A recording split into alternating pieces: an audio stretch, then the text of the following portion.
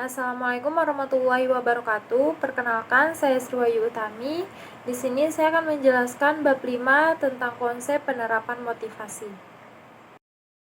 Nah, perlu kita ketahui dahulu, motivasi merupakan keseluruhan proses pemberian motivasi bekerja kepada bawahan sedemikian rupa agar mereka mau bekerja secara ikhlas dan dengan giat untuk mencapai suatu tujuan organisasi tertentu secara efisien dan ekonomis. Motivasi sebagai proses psikologis dalam diri seseorang akan dipengaruhi oleh beberapa faktor. Yang pertama adalah faktor internal, yaitu keinginan untuk dapat hidup, keinginan untuk dapat memiliki, keinginan untuk dapat memperoleh pengakuan, dan keinginan untuk dapat memperoleh kekuasaan. Yang selanjutnya adalah faktor eksternal, yaitu kondisi lingkungan kerja, kompensasi yang memadai, adanya jaminan kehidupan atau pekerjaan, status dan tanggung jawab, serta peraturan yang fleksibel. Selanjutnya adalah teori-teori motivasi. Nah, teori motivasi ini terbagi menjadi dua. Yang pertama adalah teori motivasi kepuasan, yang kedua adalah teori motivasi proses. Yang pertama adalah teori motivasi kepuasan.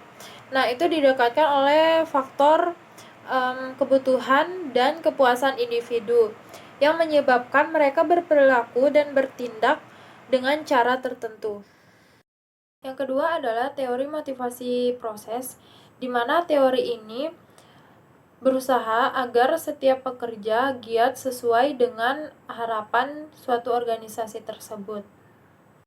Selanjutnya adalah proses timbulnya motivasi di dalam suatu organisasi atau perusahaan.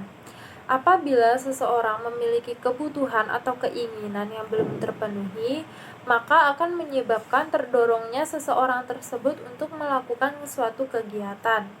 Apabila kebutuhan belum terpenuhi, maka seseorang kemudian akan mencari jalan bagaimana caranya untuk memenuhi kebutuhannya tersebut. Untuk mencapai tujuan prestasi yang diharapkan, maka seseorang harus didukung oleh kemampuan, keterampilan, atau pengalaman dalam memenuhi segala kebutuhannya. Melakukan evaluasi prestasi secara formal tentang keberhasilan yang dalam pencapaiannya yang dilakukan secara bertahap. Seseorang akan bekerja lebih giat lagi apabila pekerjaannya dihargai atau diberi penghargaan atau suatu imbalan atau ganjaran. Nah, dari gaji atau imbalan tersebut yang diterima, kemudian seseorang tersebut dapat mempertimbangkan seberapa besar kebutuhan yang terpenuhi dari gaji atau imbalan yang mereka terima.